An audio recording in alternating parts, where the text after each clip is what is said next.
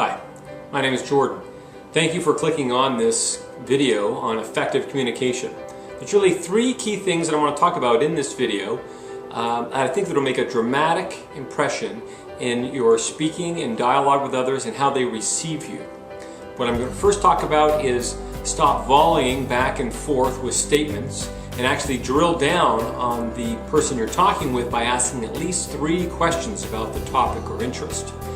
The second thing is to shorten the amount of time that you're talking to 30-second sound bites. I'll explain that as well. And then the last thing is to actually stop and ask permission of the listener, whoever you're talking with, if they're interested and if you can proceed.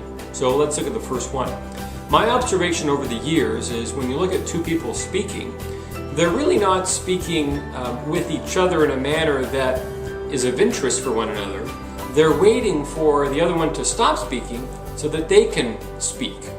And they sort of volley back and forth statements.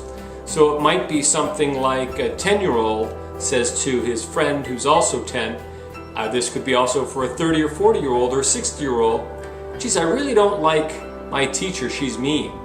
And the other one says, yeah, I really don't like my teacher as well, she gives me tons of homework.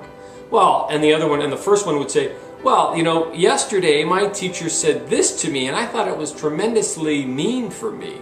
And the other one would say, yeah, well, I got so much homework the other day, I think my teacher hates me. So this is somewhat of a natural occurrence when people speak. They don't speak about the issue that the other person is talking about, they talk about something about them. So whatever the topic is, they relate it to them and volley back and forth statements. I believe that is wrong, poor communication style. What I would suggest is when someone says something like, yeah, I'm really upset my teacher's mean to me, our first inclination is to personalize it to ourselves with our experience. But I would ignore that. I'd simply say, well, tell me an example of how she's mean to you.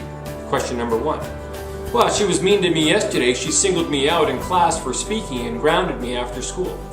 Number 2 question. Well, how did that make you feel?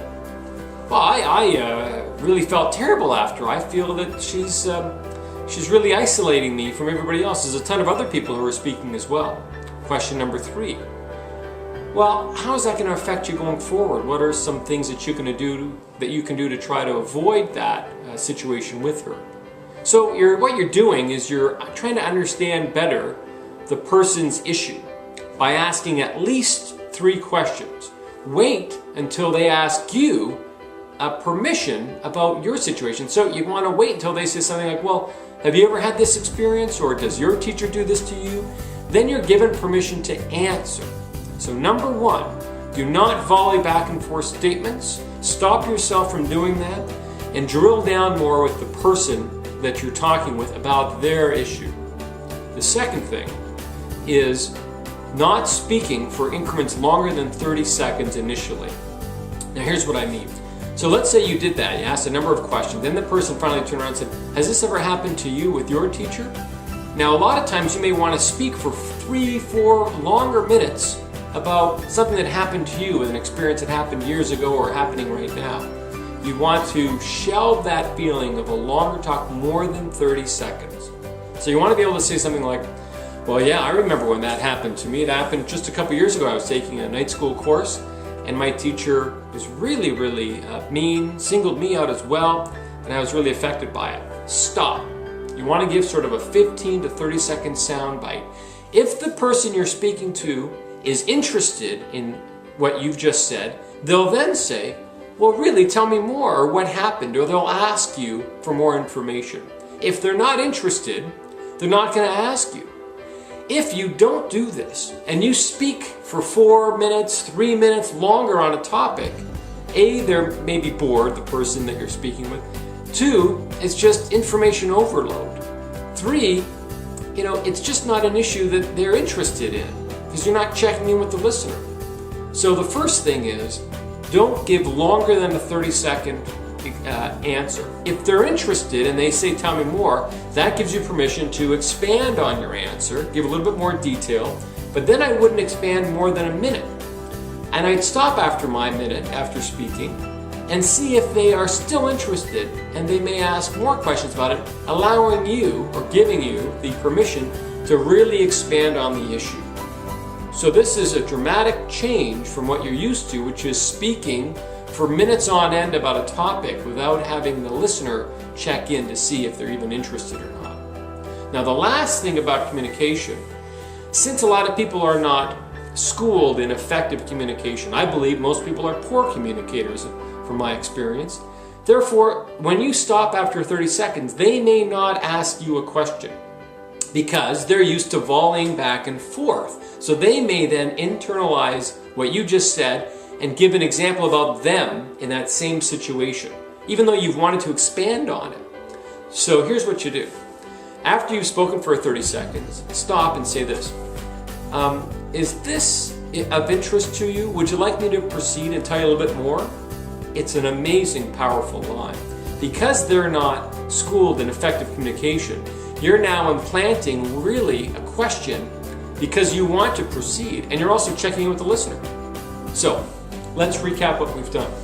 The first is we're going to get away from volleying statements back and forth by asking at least 3 questions to that person about the issue that they're speaking about.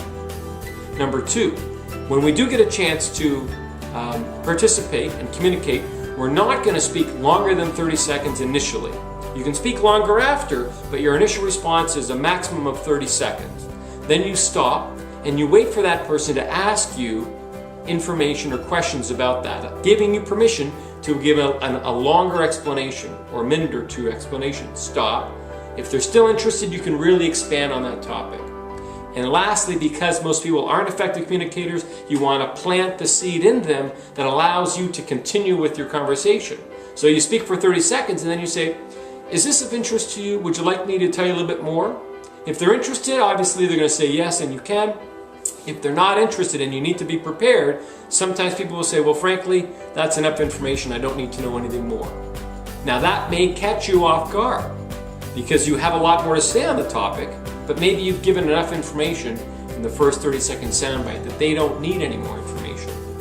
So you have to be prepared that sometimes when you do ask for permission, some people will say no. Most of the time they'll say yes, of course. You carry on. And that's it. I hope you find that of value. Good luck with it.